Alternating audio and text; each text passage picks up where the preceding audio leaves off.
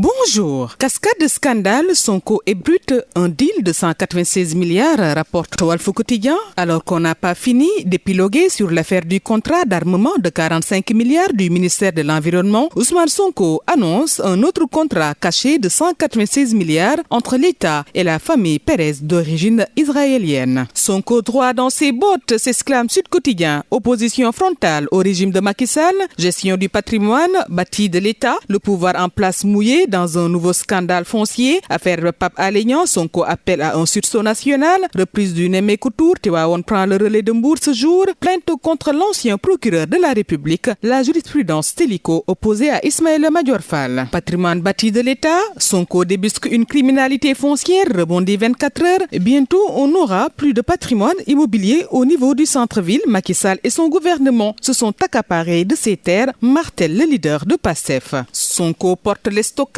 à l'ancien PROC, souligne critique, double plainte contre Serigne Bassirou Gueye. Ousmane Sonko liste les prochaines victimes de Macky Sall. Emprisonnement de Pape Alé Niang, la LSDH exige sa libération sans condition. Sale temps pour les pro-Sonko, selon Le Quotidien. Entretien vérité dans Source A du président du CORED, Mamadou Thior, sur l'arrestation de Pan, les assises de la presse, la grille salariale des professionnels du secteur, la désignation des directeurs généraux des médias publics. Il déclare: si j'étais à la place de Pape Alé Niang, j'aurais publié l'information car c'est une information d'intérêt public. Dans la charte des journalistes du Sénégal, le premier point, c'est l'intérêt public. En prison pour des délits de presse, note Walf Quotidien dans ses colonnes, Pape Alé Niang mobilise dans la rue RSF pour le réexamen des textes. La CAP met la pression sur l'État pour la libération de Pape Alé Niang, renseigne aussi Sud Quotidien. Pour la libération de Pape Alé Niang, la FACS préconise des journées sans presse et sit-in, en croire 24 heures. Incarcéré depuis mercredi, Pape Alé Niang transféré à la prison de Sébikotane, relaie aussi La Tribune. L'info qui donne des infos relatives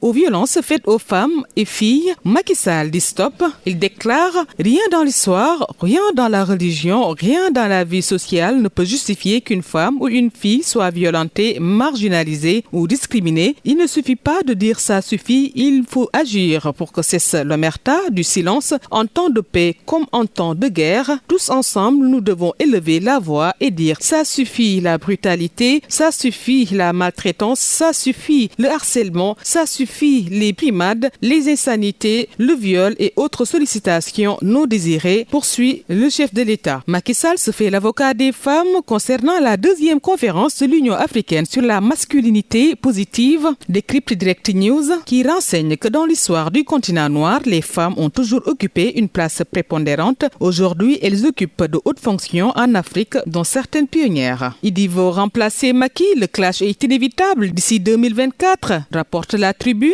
Le leader du parti Rewmi n'a pas rejoint le chef de l'État sans ambition. Le Mburu Akso file vers l'avarie. Le Quotidien a fait un entretien avec Mbaye Ndiaye, directeur des structures de l'APR, qui déclare que Macky est leur candidat pour 2024 et c'est une obligation qu'il écoute le parti et se conforme à sa décision. Il n'y a pas de plan B ou de plan C ni de plan X, clarifie-t-il. Lutte contre les violences faites aux femmes, Macky Sall pour un nouvel élan aborde Le Soleil. L'évidence qui met en évidence l'entrée du Sénégal dans l'OPEP. L'AFP pour la pérennisation de notre modèle démocratique. Le SPE invite les adeptes de l'outrance à se ressaisir pour rester dans le périmètre immuable du commun vouloir de vie commune. Le gouvernement invité à assurer le suivi des 11 mesures prises pour soulager les ménages. Exploitation de l'or au Sénégal, une affaire qui roule, nous fait savoir Enquête. Endeavour a distribué plus de 300 milliards de francs CFA aux actionnaires entre 2021 et 2022. Pour Birahim Seck, cette manifestation éclatante de l'injustice sociale pourrait perturber la paix sociale. Inflation et pouvoir d'achat, le coup tordu de la baisse des prix, édite l'Observateur. Les mesures du chef de l'État face à la dégradation de l'indice de confiance des ménages. Le Quotidien qui a fait un entretien exclusif avec Mia Guissé, confidence d'une femme blessée, je cite: j'ai vécu des choses immondes que je ne peux pas dire par égard à ma fille et à ma dignité de femme. Là,